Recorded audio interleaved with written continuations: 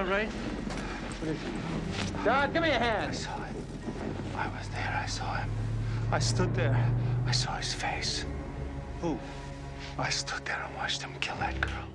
So 1983's The Dead Zone is a film I feel is as much an underrated and forgotten Stephen King adaptation as it is an underrated and forgotten David Cronenberg film. It's the story of an English teacher, Johnny Smith, played here by Christopher Walken, who, after a late-night automobile accident, awakens in a private clinic where he soon learns that he's been in a coma for 5 years and that he is in possession of bizarre clairvoyant powers.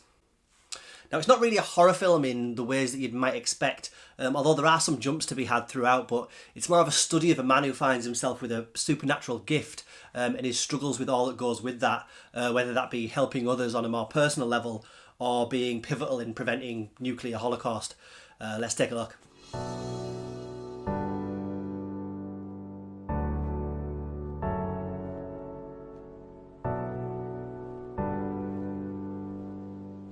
So we have Christopher Walken's character, who's a guy who's in love with Sarah, played by Brooke Adams, and things are going really well, but there's nothing like a 5-year coma to put a spanner in the works. And when he does come around, he finds in those 5 years things have changed quite a bit.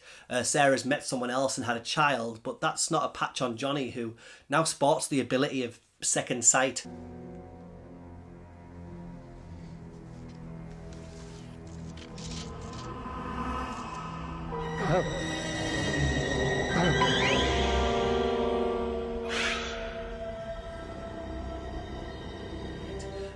So what happens is when he touches someone, it allows him to see the person's past, present or future. Now, as I'd imagine with most superhero style powers, they do sound cool, but in reality they can end up being more of a burden than a gift, especially when you're just looking for a quiet life. The main dilemma here is that if you have a knowledge of something that's going to happen in the future, something bad, and have the ability to prevent it, is that then your moral obligation to do so? Now, I'm a big personal fan of The Dead Zone. It's brilliantly cast. Walken, who I love and who was just about to play a Bond villain in A View to a Kill, is brilliant in this. He always has this almost otherworldly vibe to him anyway. Here he has to be confused and detached, having to deal with having 5 years of his life stolen from him and the heartbreak of seeing his loved ones move on, but also wrestle with huge decisions within his own life and ultimately the life of everyone on Earth. Now I'll get to the rest of the cast soon, but first, The Dead Zone was a book published in 1979. It's an early Stephen King book, maybe his 6th or 7th, I'm not too sure, and actually the 6th film adaptation of his work. Although Stephen King movies have been steady over the years, the late 70s and early 80s were the golden age for them, and for King's writing too, in my opinion.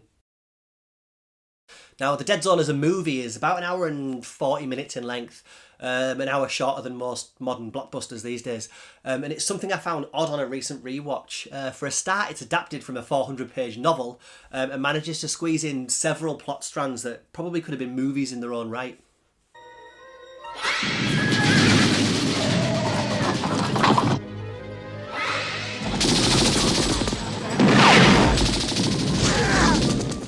Now, I'm not sure how I missed this, but The Dead Zone was actually adapted into a TV series that ran 6 seasons from 2002 until 2007.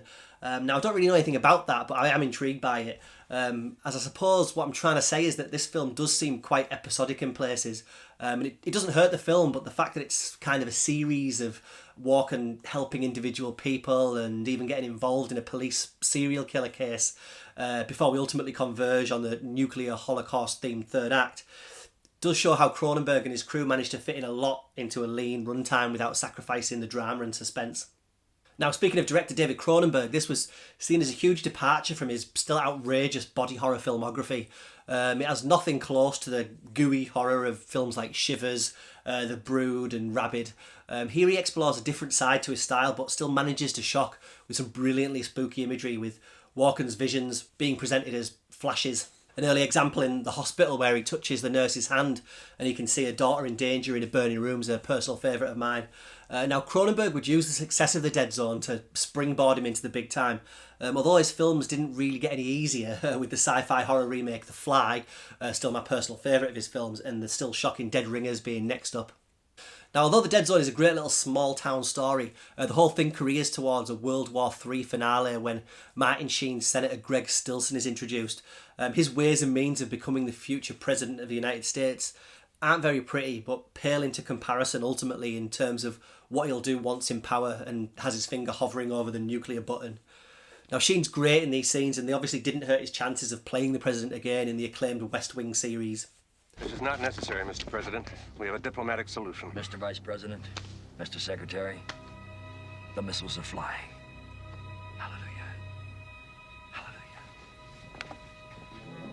Now, I need to mention some of the supporting cast here. Screen legend Herbert Lom, who I'll always remember as Chief Inspector Charles Dreyfus in the Pink Panther movies, brilliantly plays Walken's doctor. And of course, Brooke Adams as Walken's ex-love, now married with children, and Tom Skerritt as the sheriff in need of supernatural assistance with a case he can't crack. If God has seen fit to bless you with this gift, you should use it. Bless me? You know what God did for me? He threw an 18-wheel truck at me, bounced me into nowhere for 5 years. So ultimately it's the tone of The Dead Zone that makes it a horror movie, I suppose. And throughout there's a feeling of bleakness and hopelessness.